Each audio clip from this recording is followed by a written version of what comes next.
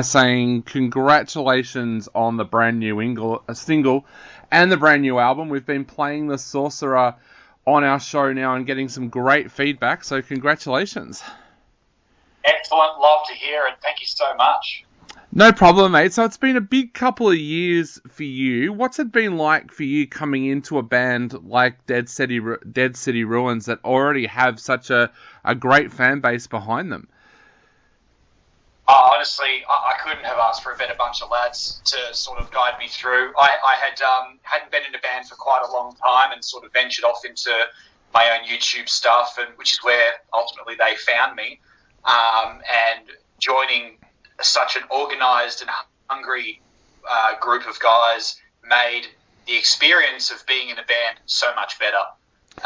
So coming into it pre-established was really great.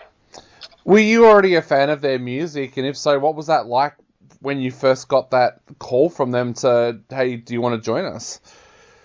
So it was one of those things where I knew the name of the band, but I hadn't really gone and seen them. And it was when they approached me, I had a bit of a listen to their discography or their back catalogue, and then I decided to go out to a couple of shows, and it was the live shows that really made me go, oh yeah, this is it. So that was sort of what pulled me in there. So what was the process like for you joining them now for the songwriting process of the new album? Was that a bit of a shock to the system, seeing that you hadn't been in a band for a while? Well, to be honest, it was, writing with a group of people was sort of a new thing for me in general. As, again, I hadn't been in a band for quite a while, and I was much younger back then. And then coming into this and learning to write with a group of new people, there was no egos, nothing was off the table, everything. They gave me everything I needed to sort of express what I had in mind. So it was a real balanced process the entire time.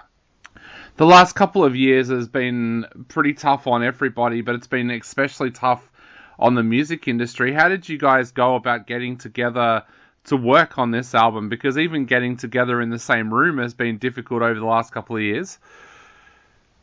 Yeah, that's exactly right. Well, as you saw with The Sorcerer, that entire video was done, shot by me, and edited by me on a green screen. So I said to the boys, all right, we've got some time here, let's work on what we can. And I shot that with, this is just one example, but I shot that with them individually. Each member, I got together with them, set it all up, and then put it all together later. So if we couldn't be in the same room together, we would do everything that we could to make the most of that time with some visual media or other things like that. So how did the actual songwriting process work? Did you guys kind of each work on your own part and then bring it all together, or did you actually have times during the pandemic where you were able to get together and work on it together? So in terms of the songwriting, all of that was done in 2019. So fortunately, we were able to get together. But in terms of the process, it was really a mixed bag. I had a bunch of riffs that because I started off playing guitar many years back, and then I had a bunch of riff ideas and music ideas that I brought to the table. Zell would bring in his drum ideas. Sometimes it was a real big collective thing, and then others we sort of just brought sort of near complete ideas to the table and then worked on them from there. So every way you could conceivably think of writing a song, we probably tried it and as a part of this album. And did you sit down and kind of have a discussion about what you guys wanted to achieve with this album? Like, was there a certain thing that you wanted to achieve or a certain goal that you wanted to aim for? I wouldn't say there was any particular, hard goal that we had, but one of the key things that frequently got brought up is that we wanted these songs to work well live. And we also, in terms of delivering, there's a new singer, we had a new bass player in the mix as well, so it's quite a bit of a lineup change. We wanted to bring as much of new personalities and new ideas in, but we also wanted to make as many of these songs go well live and have as much crowd participation as we could. Because I had come sort of fresh off 2 European tours, which gave me a great idea as to what might work and what might not, and that's what we aimed for. The album almost sounds like it's live when you listen to it. Do you think that came from that idea, or did that come from the way that you guys recorded it? I think it's a little bit of both. I think one sort of funneled into the other, where we had a bit of a vision or a bit of an idea of what we wanted it to sound like, and it probably sounds that way because the way it was recorded was just old school. Like, we just had like old school Marshall stacks, couple of Gibsons, couple of amps, and they were mic'd up, and it was just in a room with blankets, and we got that really raw sound, and Machine delivered that feeling. And I think it was because we had that sort of preconceived idea of how we wanted it to sound, and it all sort of played out that way. And Machine picked up on that. He's just again, to his name, a machine. He's a freak. He really understood us, and he knew how to put what we were thinking onto that album. Well, that was going to be one of my questions a little bit later on, but I'll ask it now. What was it like working with Machine? Of course, he's worked with some of the biggest names in the genre. So what was he like to work with, and what do you feel that he brought to the sound of Dead City Ruins? Honestly, if I was to put it into a word, it'd be, as cheesy as it sounds, it'd be magic to work with him. He is able to extract. He's not only is a music producer, he's a hype man, and he needs to get you feeling as good as you possibly can, and make you feel like you're the best singer in the world, the best guitar player in the world, the best drummer in the world, to get the best result. And he's just able to do that.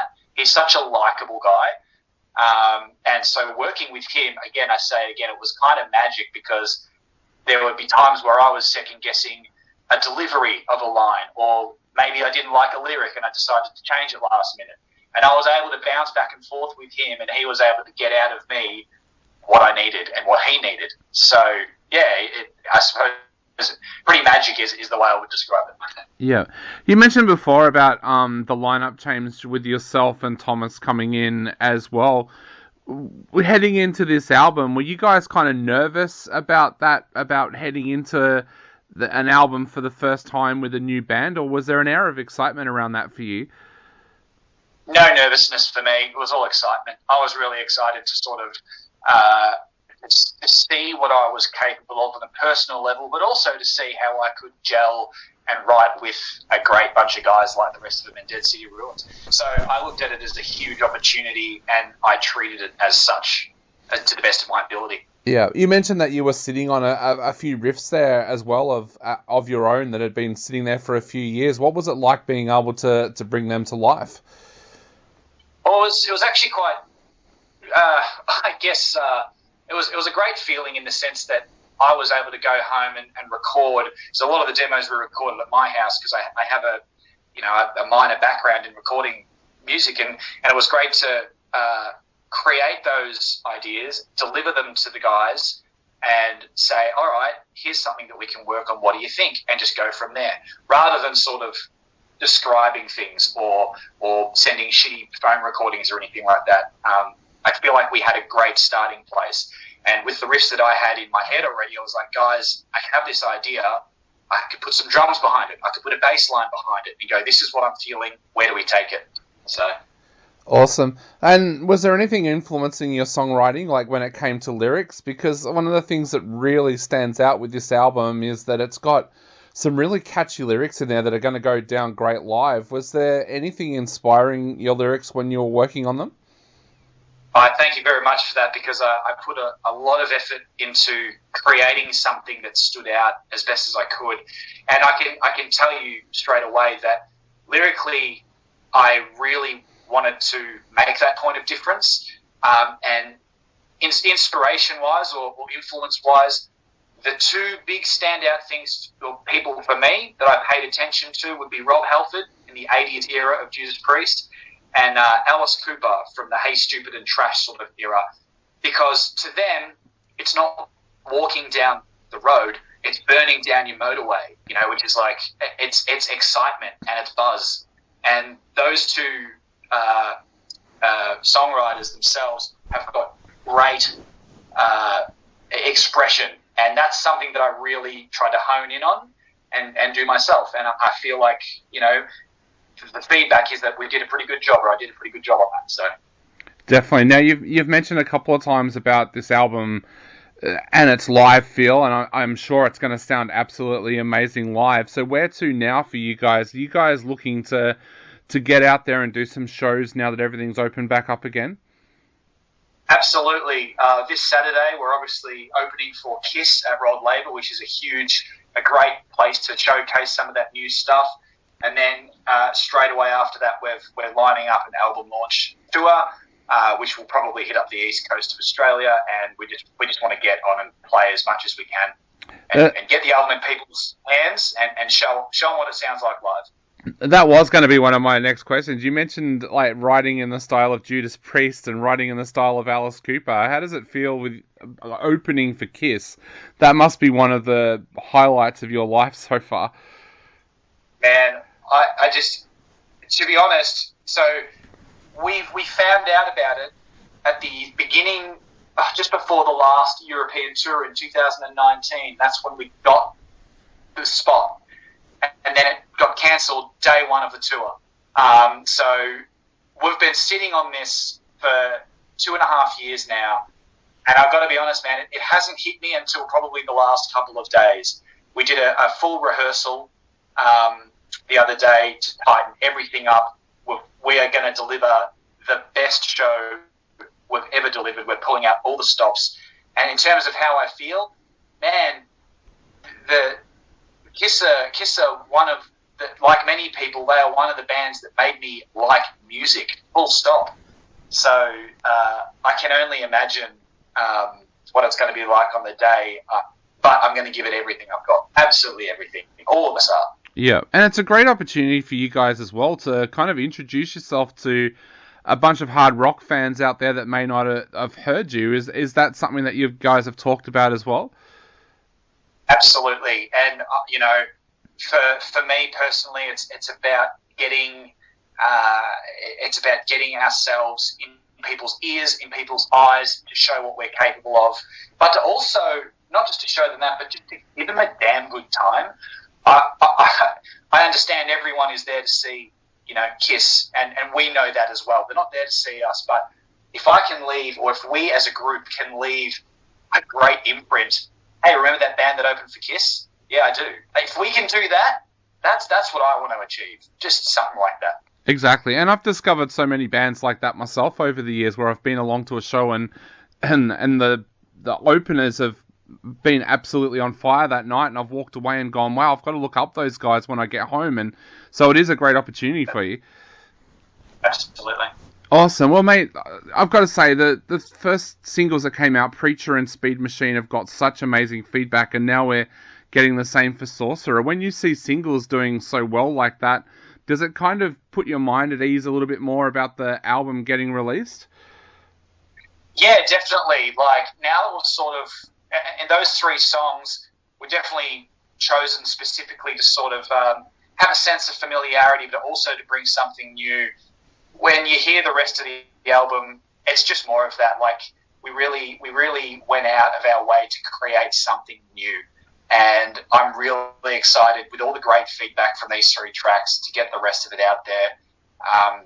We've already got some of the reviewers that are asking for songs in set lists that haven't even been released yet. So it's a great feeling to know that we've already got some excitement for it to come out.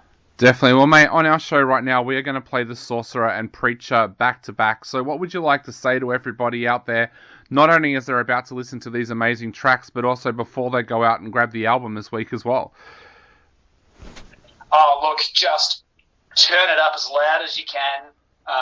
Enjoy it. Just let it go through you. And we can't wait for you to hear the album. Awesome.